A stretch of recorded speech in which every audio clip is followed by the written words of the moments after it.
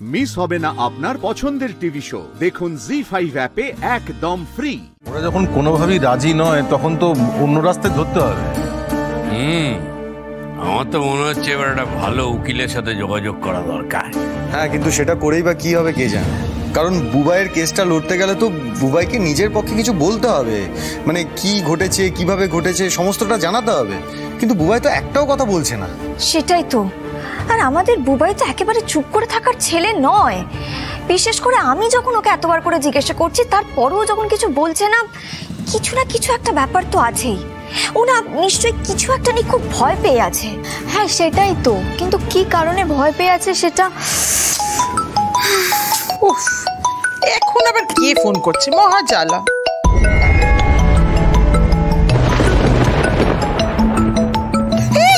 কি হলো? ঘটনের মা। মা আপনি ফোনটা রিসিভ করে স্পিকারে দিয়ে কথা বলুন। আরে হ্যাঁ হ্যাঁ, ওই একদিনে লাউডে দিয়ে দিয়ে আমার অভ্যেস হয়ে গেছে। আমি এই একটা পান কোথায় পাবো এখন? আরে কৃষ্ণা, পান লাগবে না, তুমি যেভাবে কথা বলো সেভাবে কথা বলো না। হ্যালো সরু দিদি, বলো। হ্যাঁ কৃষ্ণা দিদি, বলছি যে তুমি চলে যাওয়ার পর না মনটা খুব খচখচ করছিল জানো তো। মানে অত ভালো একটা সম্বন্ধ হাতছাড়া হয়ে যাচ্ছে। তো ওর বাবার আমি কথা বলা বলি করছিলাম, আমার ছেলের সাথেও কথা হলো।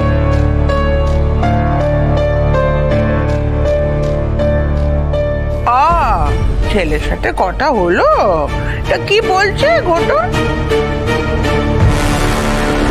আজই পাত্রপক্ষকে ডেকে আমার সামনে বসিয়ে বিয়েটা ফাইনাল করবে, নইলে কিন্তু আমি আত্মহত্যা করতে। আমার ছেলে তো পাত্রপক্ষের সঙ্গে দেখা করতে রাজি।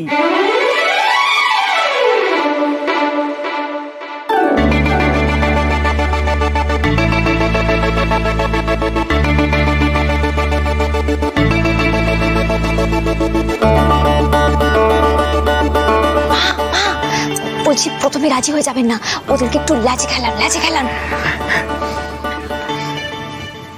হ্যাঁ সরু দিদি, আমার তো এমনটাই মনে হচ্ছিল, কিন্তু তোমরা তো গা করলে না, তাই আমি ওই দুটো জায়গা ওখানে আবার কথা বললাম।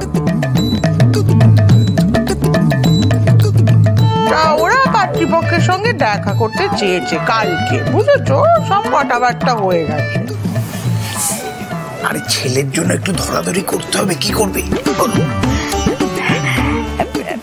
হ্যাঁ দিদি, বলছিলাম কি, তুমি তো কালকে দেখা করাবে না, আমরা যদি আজকে রাতেই দেখা করি।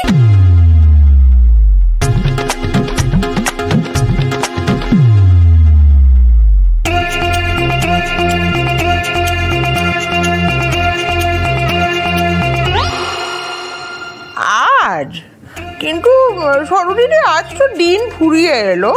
আমার ছেলে তো আর দিনমানে আসতে পারবে না, আমরা পাত্রীপক্ষের সঙ্গে আজ রাতেই দেখা করব।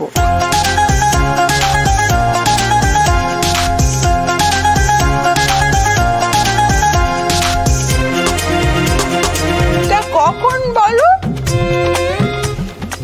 10টা বলো। দিদি, আজকে যদি রাত্রি 10টার সময় আসো, তুমি সবাইকে নিয়ে চলে আসো, তারপরে সব কথাবার্তা হবে। আর যদি ভালো লাগে, সব মিলে মিশে যায়, তাহলে আজকেই পাকা কথা দিয়ে দেবো। দেখো সরু দিদি, এতবার করে তুমি বলছো বলে আমি কিন্তু অন্য সম্বন্ধ ভাঁড়িয়ে তোমার কাছে নিয়ে যাচ্ছি। হ্যাঁ, পাত্রীপক্ষকে আমার কিন্তু ডবল পাওনা চাই, মাথা থাকবে। এই পণ্যা কাকিমা তো ফাটিয়ে দিচ্ছে। হ্যাঁ হ্যাঁ দিদি, আমি নিশ্চয়ই দেবো, আমি অনেক অনেক পাওনা দেবো। হ্যাঁ এখন তাহলে রাখি, তাহলে রাত্রে সবাইকে নিয়ে চলে এসো কিন্তু। হ্যাঁ রাখ।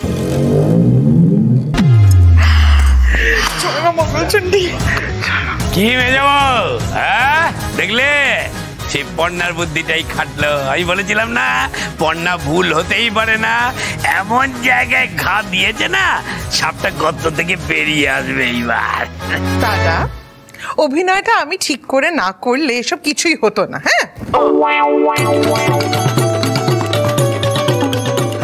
আমি চট করে থানায় ফোন করে দিই, ওরা যাতে ঘোতলের বাড়ি বাইরে পুলিশ বসায়। ঘটন বাড়িতে এলে খপ করে ধরবে আর আমাদের বুবাইটাকে ছেড়ে দেবে। দাদা দাদা দাঁড়ান। আমি তো বুঝতে পারছি না এতে সমস্যার কি আছে। দাদা ব্যাপারটা বোঝার চেষ্টা করুন। ঘটন তো শুধু এলেই হবে না, মানে ওর মুখ থেকে তো এটা স্বীকার করাতে হবে যে ডাকাতের প্ল্যানিংটা ওর, ও আমাদের বুবাইকে ফাঁসিয়েছে। আর যতক্ষণ না ও নিজের মুখে এটা স্বীকার করছে ততক্ষণ কিন্তু ওকে কোনোভাবেই এটা বুঝতে দেওয়া যাবে না যে পুরোটাই একটা ট্র্যাপ। এত পাকামির কি আছে বলো তো? তারপর দেখা গেল সবই হলো, শেষ মুহূর্তে ঘটন ওখান থেকে পালিয়ে গেল তখন। না দাদা, সেরকম কিচ্ছু হবে না। আমি ঠিক সময় মতন পুলিশকে খবর দিয়ে দেবো, কিন্তু তার আগে পর্যন্ত কিন্তু কোনোভাবেই যাতে ও সতর্ক না হয়ে যায় সেটা আমাদের দেখতে হবে। এই মাথা মোটা, তোকে বেশি কথা বলতে কে বলেছে? তুই চুপ কর, মাথাতে গোবর ছাড়া কিচ্ছু নেই। তাহলে পর্ণা, এরপর নেক্সট স্টেপটা আমাদের কি হবে? অভিনয়।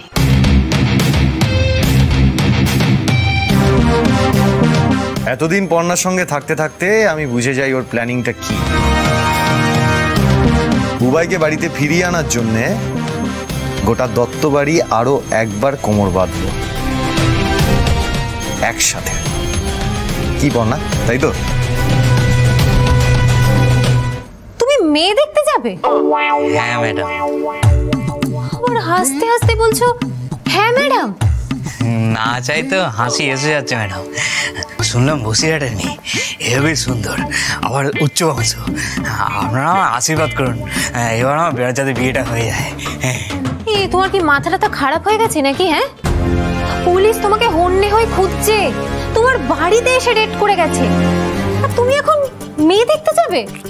ম্যাডাম যাবো তো রাতের অন্ধকারে, কেউ কিছু টের পাবে না, আপনি কোনো টেনশন করবেন না ম্যাডাম। হ্যাঁ, তুমি শুনছো কি বলছে? হ্যাঁ, যাস না খোদ্দা, যাস না। ম্যাডাম যখন বারণ করেছে তখন যাস না। শোন, কে কোথায় টোপ ফেলে বসে আছে কে জানে। শোনো ঘটন, তুমি সৃজন দত্তের ভাইপোকে ফাঁসিয়ে এই বাড়িতে গা ঢাকা দিয়ে আছো। তুমি বাড়িতে ফিরেছো, ওরা যদি একবার জানতে পারে তোমার কিন্তু কপালে অশেষ দুঃখ আছে। হ্যাঁ ম্যাডাম, আমি বলছি তো কেউ কিছু জানতে পারবে না, আপনি এত টেনশন করবেন না। ঘটন, ঘ্যান ঘ্যান করো না। হ্যাঁ, এটা তো হতেই পারে যে পর্ণার কোনো টোপ। আলোকপর্ণা দত্তকে তুমি এখনো চেনো না। হ্যাঁ, ও যে কতটা ডেঞ্জারাস। এবার যদি কেচিয়ে যায় আমারও ডেঞ্জারাস অবস্থা হয়ে যাবে ম্যাডাম। আমার একটাই বড় স্বপ্ন, বিয়ে করব, সংসার করব। যে সম্বন্ধটা এসছে এটা যদি কেচিয়ে যায় ম্যাডাম, সারা জীবন আইবুড়ো হয়ে থাকতে হবে। তাই কাটাবে, আগে জীবন তারপর বিয়ে। নিজে বুড়ো ভাম হয়ে দুখানা বিয়ে করে বসে আছে আর আমাকে জ্ঞান দিচ্ছে। কি হলো রে? হ্যাঁ, হঠাৎ করে বিড়বিড় করছিস কেন? হ্যাঁ, কিছু না দাদা। কিছু না? শোন, ম্যাডাম যেটা বললো সেটা মাথায় রাখিস। তোর মতো ছেলে আমাদের দলে খুব দরকার। টোপর পড়ার লোভে আবার হাত করা পড়িস না। ম্যাডাম যেটা বললো সেটা কর, যা। জি5 ডাউনলোড করুন আর সব এপিসোড দেখুন একদম ফ্রি।